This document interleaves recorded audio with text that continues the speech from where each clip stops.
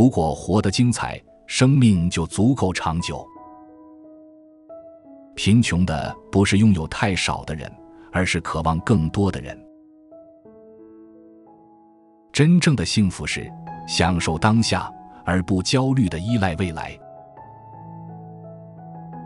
没有人是偶然变得智慧的。我们在想象中受苦的次数比在现实中多。如果你希望被爱，那就去爱。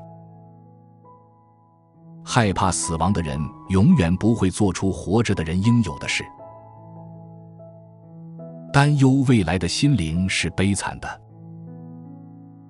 重要的不是你活了多久，而是你如何活得精彩。宝石无法在没有摩擦的情况下被打磨，人也无法在没有磨难的情况下达到完美。运气是当准备遇到机会时所发生的事情。立刻开始生活，并将每一天当作独立的生命来计算。坚持你年轻时的热情，当你年纪更大时，你会更好地运用它们。只要你活着，就要不断学习如何生活。通往伟大高度的道路是崎岖的。最有力量的人是那些掌握自己的人。把我扔给狼群，我将作为群体的领袖返回。困难强化心智，正如劳动锻炼身体。每一个新的开始都来自于某个开始的结束。在必要之前就遭受痛苦的人，受的苦比需要的还要多。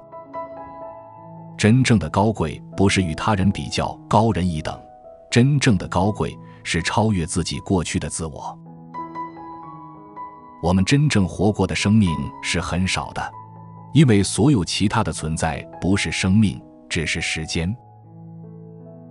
重要的是质量，而不是数量。当我们在拖延时，生活却在飞速地流逝。时间治愈了理智无法治愈的伤痛。剑本身从未杀死任何人，它是杀手手中的工具。拥有巨大权力的人应该谨慎使用它。生活就像一场戏，重要的不是长度，而是表演的卓越程度。如同一个故事，生活亦如此，重要的不是它有多长，而是它有多好。对抗愤怒最好的方法是延迟反应。与那些可能使你变得更好的人交往。我们受到的惊吓比伤害多，我们从想象中受的苦比从现实中受的苦多。不是因为事情困难我们才不敢去做，而是因为我们不敢去做，事情才显得困难。从地球到星星没有简单的道路。真正毁坏我们品格的是，我们中没有人回顾自己的一生。永远幸运，并且拥有一颗从未经历过悲伤的灵魂，是对自然的一半一无所知。享受当下的乐趣，但不要以损害未来的乐趣为代价。整个未来充满不确定性，活在当下。你必须坚持不懈，强化你的坚持，直到做好事成为一种习惯。立即开始生活，把每一天都当作一个独立的生命来计算。勇敢的人在逆境中感到欣慰，就如勇敢的士兵在战争中取得胜利。一个老人经常没有其他证明他长寿的证据，除了他的年龄。到处都在就等于无处可在。勇敢的人是自由的。心智很难忘记长期学到的东西。许多事物跌落只是为了更高的上升。我们的生命不是短暂的，而是我们让它变得短暂。我们不是物资匮乏，而是对它们挥霍无度。一个人的不幸程度取决于他认为自己有多不幸。真正友谊最美的品质之一是理解他人和被他人理解。如果你真的想逃避那些骚扰你的事物，你需要的不是身处不同的地方，而是成为不同的人。最好的想法是共有财产。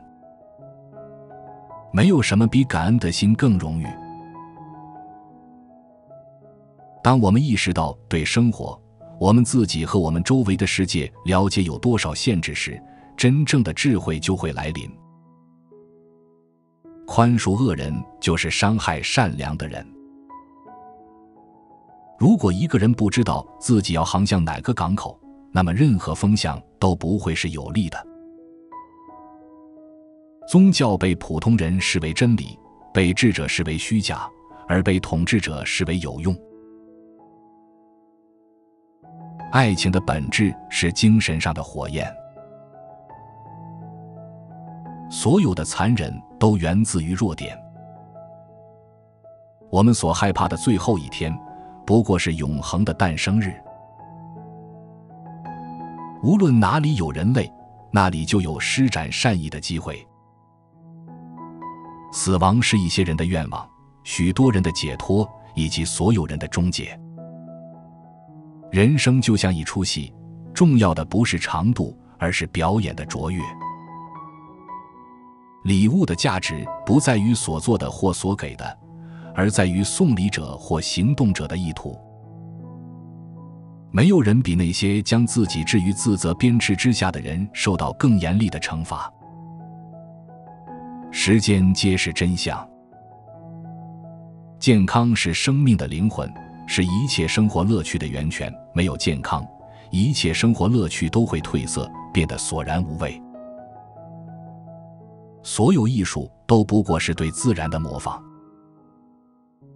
建立在不公正之上的王国永远不会长存。对那些敦促他人行动却自己不承担风险的人要保持警惕。期待是生活的最大障碍，期待明天就会失去今天。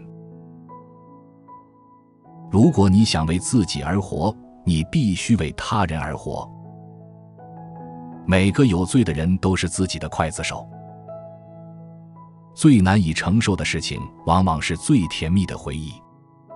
如果某句话是好的，我永远不会因引用了一位不好的作者而感到羞耻。我们应该像期望自己接受的那样去给予快乐，迅速且毫不犹豫，因为那些犹豫不决的恩惠是没有魅力的。对他人做好事的人，也是在对自己做好事。以上是我们这一期的智慧格言，哪一句是您最喜欢的？请留言告诉我们，别忘了按赞订阅，开启小铃铛，我们下期再会。